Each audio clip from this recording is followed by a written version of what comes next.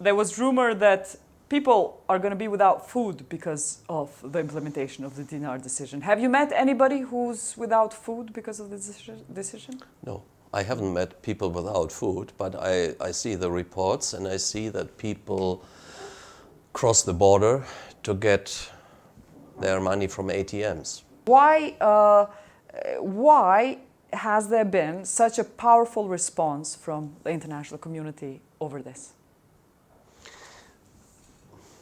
Two things.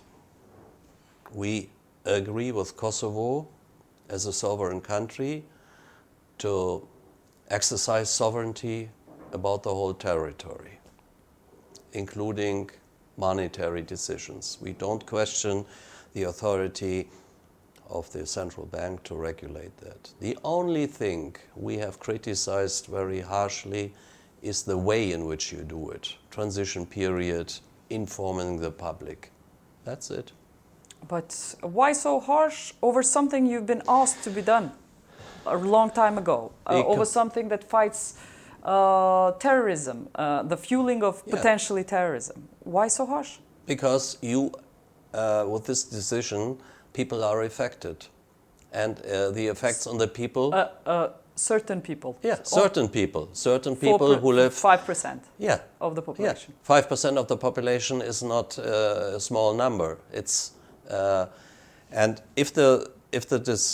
again, Germany, I speak for my country, we did clearly say, you can make this decision, but do it not in a hasty way. And it was done in a hasty way, without informing, and make it an administrative procedure, not a political campaign. And we ended up again with a lot of drama, and that's not the way to do it.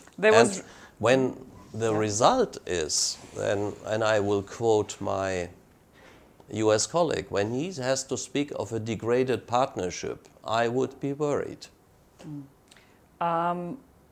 There was rumor that people are going to be without food because of the implementation of the dinar decision. Have you met anybody who's without food because of the decision? No, I haven't met people without food, but I see the reports and I see that people cross the border to get their money from ATMs. Again, I don't want to go into details. It's again, we have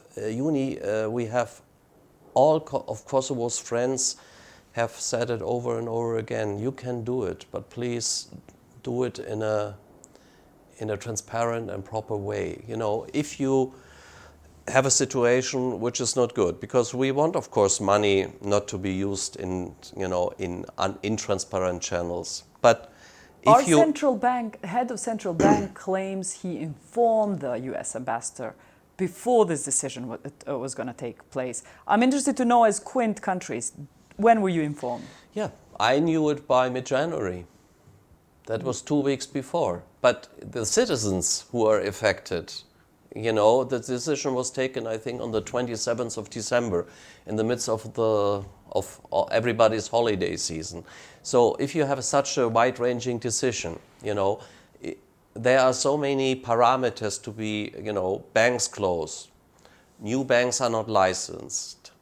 Is the other side willing to cooperate? Of course, there's a lack of cooperation on the Serbian side, but is there a clear communication to those affected that you can, you know, do it this and that way? No, it was just 1st of February, no more this and that. Why do we criticize it? Because we don't see it, it was done in a proper way. And now we have, again, crisis meetings after crisis meetings.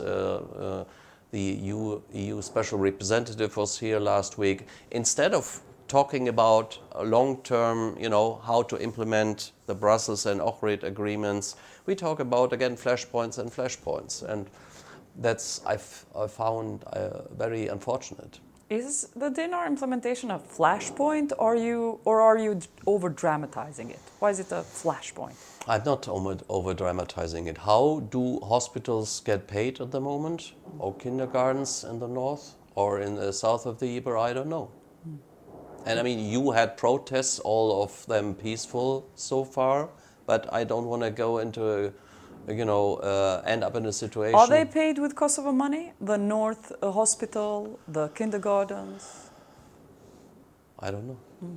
I mean, so most of the institutions have received funds from Belgrade. And of course, there are, I've seen statements, there are pensions paid by Kosovo to Kosovo Serbs, and also they receive money from Belgrade.